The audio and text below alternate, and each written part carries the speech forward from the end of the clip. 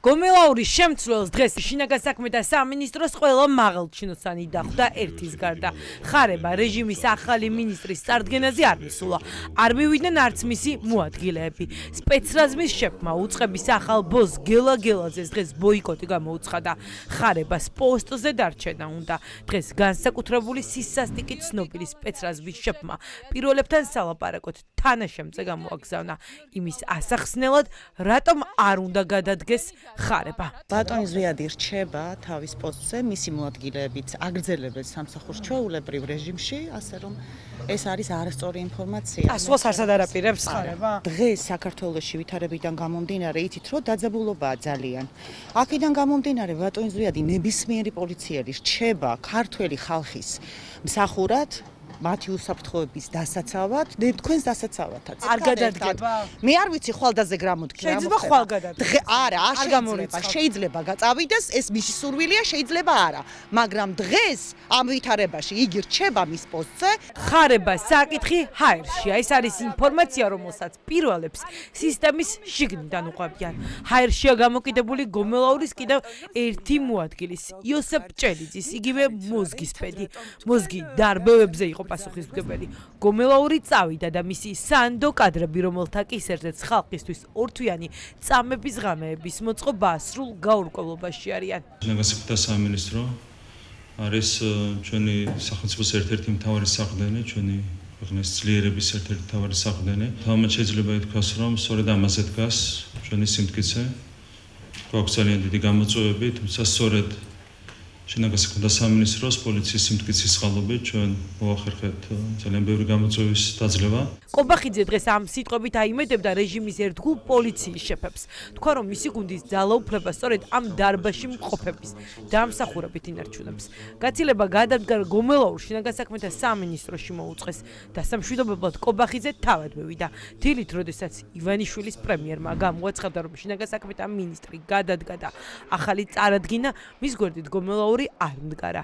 ღია წერილით წასული ივანიშვილის სანდო კადრი კამერების მხოლოდ კობახიძის სამინისტროში მისulis შემდეგ გამოჩნდა.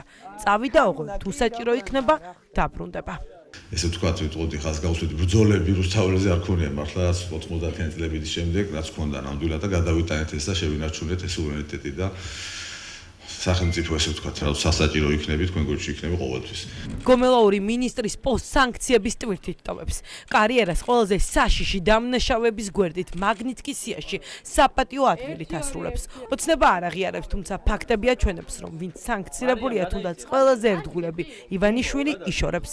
სანქცირებული მინისტრი პრობლემაა და ეს არის მიზეზი, რის გამოც წავიდა თანამდებობიდან. არა, რა თქმა უნდა. იშორებთ ადამიანებს, ვინც ძალადობდა ხალხზე. ცდილობთ გაასუფთავოთ შინაგან საქმეთა სამინისტრო, ახლა მოძალადდება. ხო განმარტა მისი მიზეზი. ხომ ამბობდით, რომ სანქციები არ მუშაობდა, იმუშავა სანქციებმა. ნელ-ნელა ვინც დასანქცირებულია, ყველას უშვებთ. მე მგონი ძალიან არასწორი ინფორმაცია გაქვს. ძალიან კარგი მინისტრი იყო, ხო? ძალიან ბევრი კარგი რამე აქვს სისტემისთვის გაკეთებული. ანგარიშზე ძალადობებია, დაუსწრებელი ადამიანები, სპეცოპერაციები, დასისხლიანებული ადამიანები და ეს არის თქვენ. დასისხლიანებული ადამიანები, ვისაც ყავდა მოკლული და განადგურებული, იმათ ემსახურებით თქვენ და იმათ არ გინახავთ 500 ადამიანი, 500 თქვენ არ გინახევართ მე რუსთაველზე რომ ცემდნენ და მირტყავდნენ, მაშინ როცა მშვიდობიანად მოვდიოდნენ. ძალიან ცუდი იყო. იცი მე სკოლაში ვიყავი, ძალიან პატარა. სკოლაში არა, იქ იყავი, კაცო, ჩემსა და შენ შორის დიდი განსხვავება კი არ არის. მომდენი წლის ხარ, ქალბატონო. გაჩერდი. სკოლაში ვიყავი ნამდვილად. სიტყვების ზებნაში პასუხებით აბსურდამდე მიდიან. ივანიშვილის მიერ მისთვის ყველაზე სანდო კადრის მოცილებას ახსნას ვერავინ უძებნის. მოძალადეებს იშორებთ ქართული ოცნებიდან სანქცირებულოდები, ხო? რა იყო? როგორ გიკვირდათ? ერთ-ერთი საუკეთესო მინისტრია როგორ იძახა. საუკეთესო რითი გითხარით? ყველაფერს.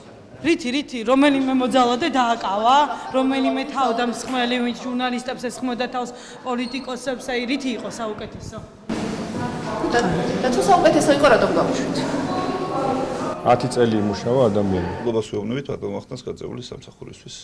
რო არის დღეს ჩვენ ქვეყანაში მშვიდობა. მისი დამსახურება, მაშინ რატო გაუშვით? თუ მშვიდობის მთავარი შემოქმედი იყო, ისე ვიზახით რომა ირიოს სიტუაცია რა გვეშველება ახოს გარეშე? მგეშინიათ ყველაფერი რაღაც იქნება.